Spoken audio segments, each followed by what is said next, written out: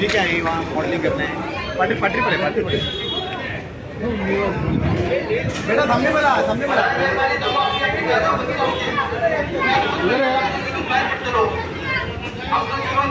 पैदल बाहेर पडतो बघाय मेहरबानी आपण ती गाड्या बघितलं होते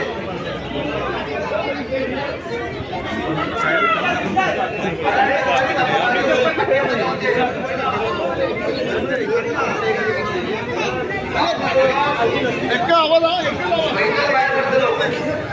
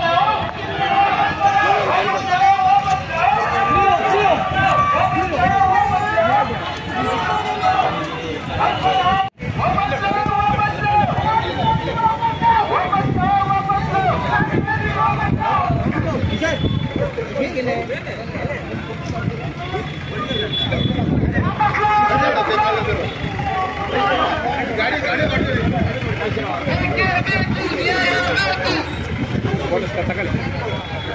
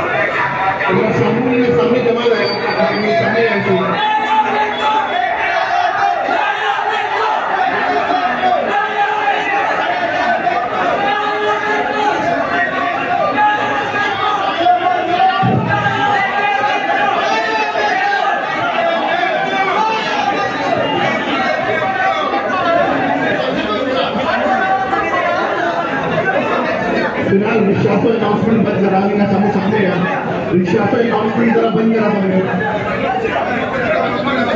समूह का समय जमा लगा।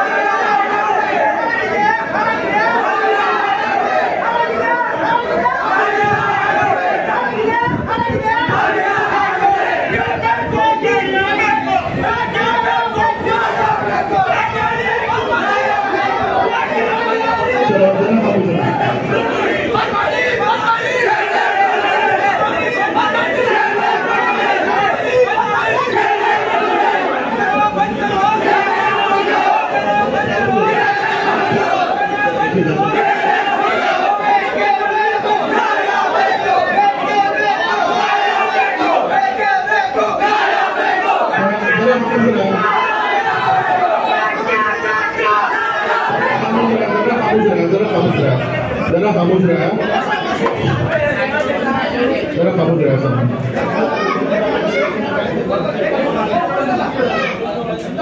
आम्ही जरा खामोश रहा तुम्ही कसा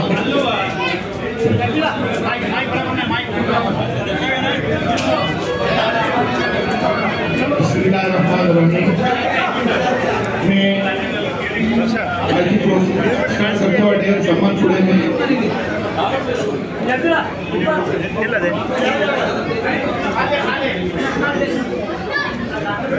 मैं तमाम तंजीम के जिम्मेदारों से गुजारिश करता हूँ कि सामने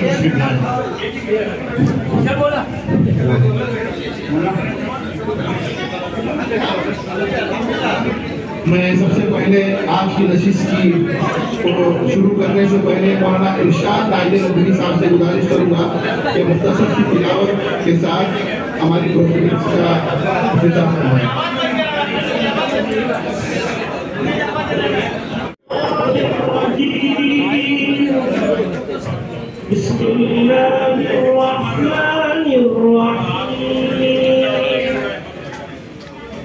والضحى والليل إذا سجى ما ودعك ربك وما قلى وللآخرة خير لك من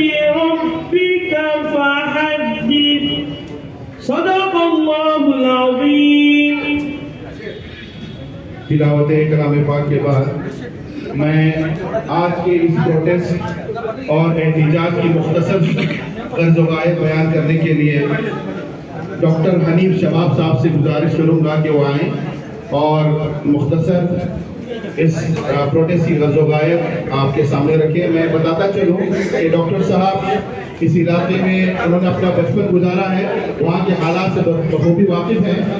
मैं डॉक्टर हनीफ साहब से गुजारिश करूँगा कि वो मुख्तसर गर्ज़-ओ-गायत पेश करें।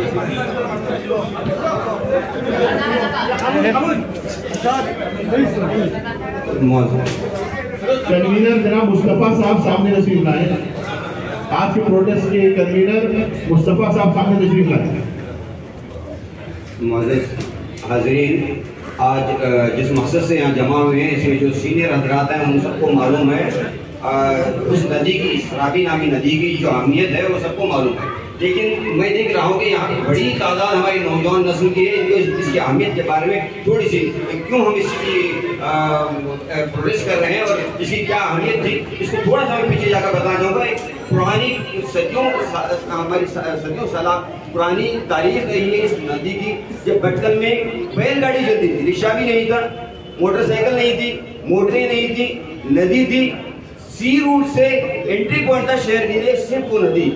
बंदरगाह थी, हफ्ते में 2 बार शिप आती जाती थी मुंबई से। फिर सराबी दारंटे के पास से या येरे के पास से वहाँ बंदर तक पहुँचने के लिए सिर्फ और सिर्फ एक ही रास्ता था इस नदी का, और इस नदी से ही अडवी से जो है रेत शहर में पहुँचती थी। तो शहर का मामला ये था कि ये नदी एक लाइफलाइन थी, शहर की लाइफलाइन थी। इसके बाद गुज़िश्ता 50-60 साल बाद अभी 30-40 साल में जो हालत इसकी हुई है, इसमें जो सिल्ट और जो गंदगी फैल गई है, जो पानी की सतह तो बिल्कुल कम होती गई है, इसने निचले शहर को, नशीबी शहर को, डाउनटाउन को पूरी तरह बर्बाद करके रख दिया है। डाउनटाउन में रहने वाले लोग अब अपने घर छोड़कर जाने पर मजबूर हो गए दूसरे इलाके में, इसलिए कि उनको पीने का पानी, साफ पानी नहीं मिल रहा, इस्तेमाल के लिए साफ पानी नहीं मिल रहा है। और जो ड्रेनेज, अहम बात है कि पहले ड्रेनेज इस तरह का नहीं था, लाके थोड़ा बहुत गार्बेज फेंका जाता था। अब पूरे शहर का ड्रेनेज गौसिया स्ट्रीट में जाने के बाद वहाँ जो वेटवेल बनाया गया है उससे जो लीकेज हो रहा है, इसने इस नदी को एक सीवेज गटर बना के रख दिया, नाला बना के रख दिया। ये नदी अब नदी नहीं रही है। मैं उस नदी के किनारे पला बड़ा इंसान हूँ, मैंने उस नदी के किनारे अपनी जिंदगी गुजारी थी। 1987 तक, 1890 तक भी ये नदी काबिल इस्तेमाल थी। गुज़िश्ता 20-25 सालों में जो हालत इसकी हुई है और उसमें जो गंदगी फैली हुई है और माहौल जो खराब हो गया है, ये बीमारियों का मरकज बन गया है। इस पर अभी जब डेंगू के जो सीजन चला था, इसमें वहाँ पे कई मरीज वहाँ पे मिले हैं। इसके अलावा बहुत सारी बीमारियां। जब शहर इतना साफ सुथरा नहीं था, इतना इंफ्रास्ट्रक्चर नहीं था, इतनी सहूलतें नहीं थी, तब वहाँ पे ऐसी कोई मसाइल नहीं थे। हमने डेवलपमेंट के नाम पे उस नदी को, इस बच्चे की जान को हमने बर्बाद करके रख दिया है। और इसकी पूरी की पूरी जिम्मेदारी इसको सही न करने की जिला एडमिनिस्ट्रेशन पे पड़ती है, डिस्ट्रिक्ट एडमिनिस्ट्रेशन, तालुका एडमिनिस्ट्रेशन पे पड़ती है। इसको इसकी देखरेख करना मुंतखब नुमाइंदों पे होता है, इलेक्टेड जो हमारे नुमाइंदे हैं उन पर होता है, लेकिन इस तरफ तवज्जो नहीं दी जा रही है। अब आवाम थक चुके हैं, ऊब चुके हैं। अब ये चाहते हैं कि इसके खिलाफ प्रोटेस्ट हो और वहाँ से सिल्ट निकाला जाए, डिसिल्ट किया जाए, और जो गटर का पानी वहाँ पे छोड़ा जा रहा है, इतनी बार मेमोरेंडम देने के बाद, इतनी एजुकेशन करने के बाद, इतने लेटर देने के बावजूद भी उसका कोई रिजल्ट नहीं निकल रहा है। तंग आकर आज कुछ लोग उससे भी निकले, ये सिर्फ सिंबॉलिक है, this is a symbolic protest. अब इसके बाद अगर 30 दिनों के अंदर, 1 महीने के अंदर इस सिलसिले में कोई प्रोग्रेस नहीं हुआ तो हम लोग बहुत ही उग्र भड़ाटा शुरू करने वाले हैं। इंटेंस एजुकेशन हमारी तरफ से होगा और निरंतर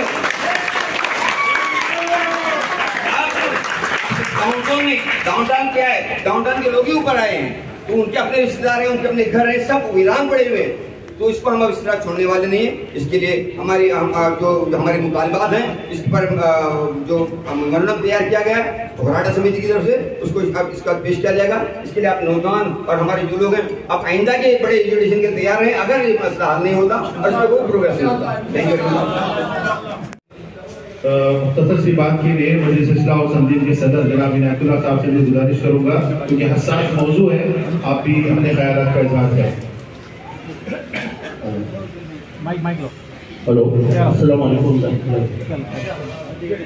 मैं अभी हमारे जो हनीफ शबाब साहब उर्दू में जो मैं कराने के बाद थोड़ा माध्यम है हमारे मीडिया वाले हैं उनको भी थोड़ा मालूम होना चाहिए तो पूरा मालूम है सबको आगे हो मगर ಎಲ್ಲರಿಗೂ ನಮಸ್ಕಾರ ಇವತ್ತು ಪ್ರತಿಭಟನೆ ಮಾಡಲು ವಿಶೇಷ ಗೊತ್ತಾಗಿದೆ ಸರಾಬಿ ನದಿ ಅವ್ರ ಬಗ್ಗೆ ನಮ್ಮ ಡಾಕ್ಟರ್ ಸಾಹೇಬರು ಹೇಳಿದ್ರು ಸರಾಬಿ ನದಿ ಅಂತ ಇದ್ದು ನಾವು ಮೊದಲು ಅವ್ರ ಬಂಗಿ ಬರೋದು ಬೋರ್ಡ್ ಬರೋದು ಎಲ್ಲ ವ್ಯವಸ್ಥೆ ಆಗ್ತಿದ್ರು ಇವತ್ತು ಹಾಡಾಗಿದೆ ಇವತ್ತು ಭಾರಿ ಗಂಭೀರ ವಿಷಯದಾಗಿದೆ ಇವತ್ತು ರಸ್ತೆ ಮೇಲೆ ಬೀದಿ ಮಳೆ ಬರೋದು ಕಾರಣ ಏನಂದ್ರೆ ಮುನ್ಸಿಪಾಲಿಟಿದು ಅಷ್ಟೇ ಗಂಭೀರ ಇಲ್ಲ ಮುನ್ಸಿಪಾಲಿಟಿ ಅಧಿಕಾರಿಗಳಿಗೆ ಅಥವಾ ಮುನ್ಸಿಪಾಲಿಟಿ ನಮ್ಮ ಕೌನ್ಸಿಲರ್ ಅಂತ ಬೇಜಾರಾಗಿ ಇವತ್ತೇ ಬೀದಿ ಮೇಲೆ ಬಂದದ್ದು ಇವತ್ತೇ ಕಾರಣ ಆಗಿದೆ ಮುನ್ಸಿಪಾಲಿಟಿ ಕೌನ್ಸಿಲರ್ ಇರಲಿ ಅಲ್ಲ ಅಡ್ಮಿನಿಸ್ಟ್ರೇಟರ್ ಇರಲಿ ಪ್ರಶಾಸನ ಇರಲಿ ಅವರು ಎಲ್ಲರಿಗೆ ಗಮನಕ್ಕೆ ತರಬೇಕ್ರಿ ಇವತ್ತು ನಾವು ಹೋರಾಟ ಮಾಡಿ ಈ ಸರಾಬಿ ನದಿ ಹೋರಾಟ ಕಮಿಟಿಯಿಂದ ಒಂದು ಪ್ರತಿಭಟನೆ ಮಾಡಿ ಇವತ್ತು ಮೂಲಕ ಮೇಡಮ್ ಮೂಲಕ ನಾವು ಇವತ್ತೇ ಅರ್ಜಿ ಕೊಟ್ಟಿದ್ದೀವಿ ಈಗ ಅರ್ಜಿ ಕೊಟ್ಟ ನಂತರ ನೀವು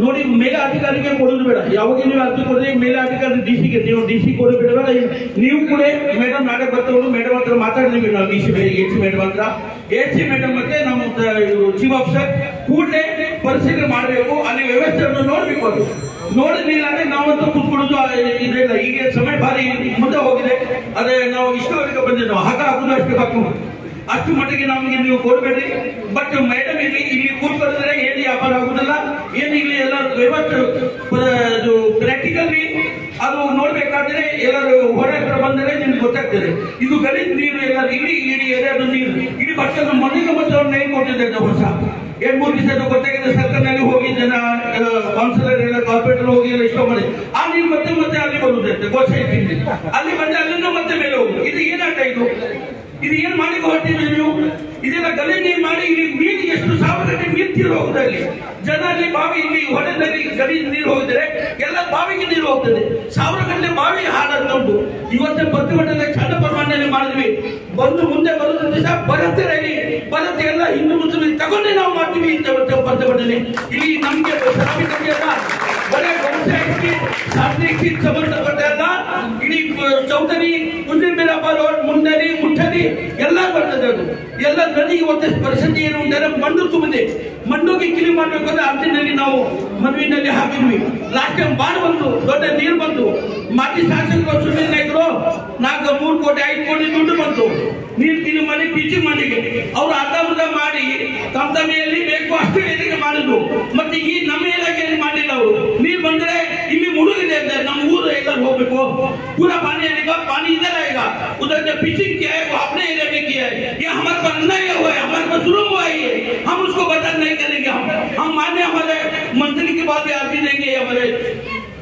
हमारे एमएलए साहब है मंत्री उसको भी बोले हैं उसको भी अपॉइंटमेंट दिए हमारे लोग उनके बाद भी बात करेंगे आप लोगों को भी निम्गे ತೊಂದರೆ ಆಗ್ತದೆ ನಮ್ಮ ಎಮ್ಎಲ್ಎ ಮಂತ್ರಿ ಆಗಿದ್ದಾರೆ ನೀವು ಕೂಡ ಹೋಗಿ ಅವರ ಹತ್ರ ಬೇಡಕ್ಕೆ ಹೇಳಿ ನೋಡು ಮಳೆ ಮುಂಚೆ ಇದೆಲ್ಲ ಪ್ರಾಬ್ಲಮ್ ಸಾಲ್ವ್ ಆಗಬೇಕು ಮಳೆ ಸಡನ್ಲಿ ಬಂದ್ರೆ ನೀರು ಇಡೀ ಊರಿನಲ್ಲಿ ಬರ್ಬೋದು ಲಾಸ್ಟ್ ನಿಮ್ಗೆ ಗೊತ್ತು ಮೊಟ್ಟೆನಲ್ಲಿ 2 ಸಾಯ್ತು ಅವ್ರು ಸಾಯ್ತಂದ್ರೆ ಇಡೀ ಊರು ನೀರು ಬಂತು ಎಲ್ಲ ಅಂಗಡಿಯಲ್ಲಿ ನೀರು ಬಂತು ಇದೆಲ್ಲ ನೀರು ಬರೋದು ಮುಂಚೆ ಇಡೀ ಬಟ್ಟಲು ಉದ್ದು ಗಟರು ಒಡೆಗಟ್ಟೆ ಅಂದ್ರೆ ನೀರು ಹೋಗುದು ಗಟ್ಟೆ ಎಲ್ಲ ಕ್ಲೀನ್ ಮಾಡಬೇಕು ಮೊನ್ನೆಗೆ ಇದರ ಕ್ಲೀನ್ ನಡೀತಾ ಉಂಟು ಇಲ್ಲಿ ಕೆಲಸ ಇಲ್ಲಿದ್ದು ಲೈನ್ ಶಿಫ್ಟ್ ಮಾಡೋದು ಚೀಫ್ ಮಾಡಿ ಸೀದಾ ಗಟ್ಟೆ ತುಂಬೆ ಆಗಿದೆ ಮಣ್ಣು ಇಲ್ಲಿ ಚೀಫ್ ಆಫೀಸರ್ ಇಲ್ಲ ಅವ್ರಿಗೆ ನಾವು ಹೇಳ್ತೀವಿ ಆ ಚೀಫ್ ಆಫೀಸರ್ ಜವಾಬ್ದಾರಿ ಅದು ಇಂಡಿಯನ್ ಜವಾಬ್ದಾರಿ ಅದು ಗಟ್ಟೆ ಮೊನ್ನೆ ತೆಗಿಬೇಕಲ್ಲ ನೀರು ಹೋಗುದು ದಾರೆ ಬೇಡ ಮತ್ತೆ ನೀರು ಹೆಂಗೆ ಹೋಗುದು ಲಾಸ್ಟ್ ನೀರು ಹೋಗಿ ಇಡೀ ನಮ್ಮ ರಂಗಕತೆ ಮತ್ಸ್ಯ ಕಾಲೋನಿ ಸಲ್ಮಾನಾಬಾದ್ ಏರಿಯಾ ಪೂರ್ತಿ ತುಂಬ ಹೋಗಿದೆ ಇದು ಈಗ ನಂತರ ನೀವು ಬರ್ತೀವಿ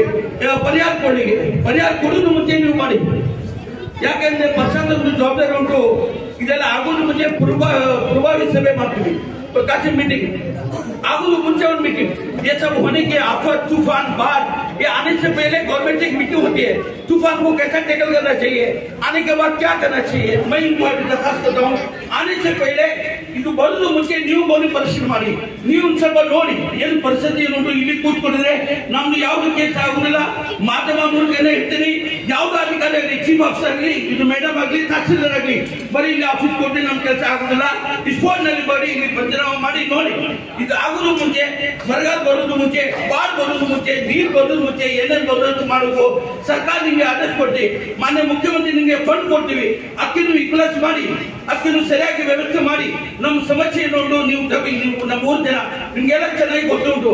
ಇದೇ ಬೇಡಿಕೆ ತಗೊಂಡು ಇದು ಜನ ನಿಮ್ಮ ಹತ್ರ ಸೇರಿದ್ವಿ. ಇದು ಒಂದೇ ದಿನ ನಾವು ಸೇರ್ತೀವಿ. ಮುಂದೆ ಬರಬೇಕಾದ್ರೆ ಎಲ್ಲ ಸಮಾಜ ಜನ ಸೇರಿ ದೊಡ್ಡ ಬರತ್ತವರಲ್ಲಿ ನೀವು ಮಾಡ್ತೀವಿ ನಾವು. ಅದು ಅವಕಾಶ ನಮಗೆ ಕೊಡ್ಬಿಡ್ರಿ ಪ್ಲೀಸ್. ನಿಮ್ಮ ಹತ್ರ ನಾವು ವಿನಂತಿ ಮಾಡ್ತೀನಿ. ಈಗ ನಿಮ್ಮನ್ನು ಓದ್ತೀವಿ. ಅದ ನಂತರ ನಿಮ್ಮನ್ನು ಸ್ವೀಕಾರ ಮಾಡಿ ನಮಗೆ ಆಶ್ವಾಸನೆ ಕೊಟ್ಟು ಇನ್ನು ಮುಂದೆ ಹೋಗ್ತೀವಿ. शुक्रिया जनाब इनायतुल्लाह सावंतरी साहब, प्रेसिडेंट मजलिस इस्लाह व तंजीम बढ़कर। इसके बाद मैं लारंगा रिवर वोराडा समिति के मेंबर जनाब इरशाद मुख्तसर साहब से गुजारिश करूंगा कि वो मेमोरेंडम पढ़ के सुनाए। जनाब इमरान साहब बिस्मिल्लाह साहब।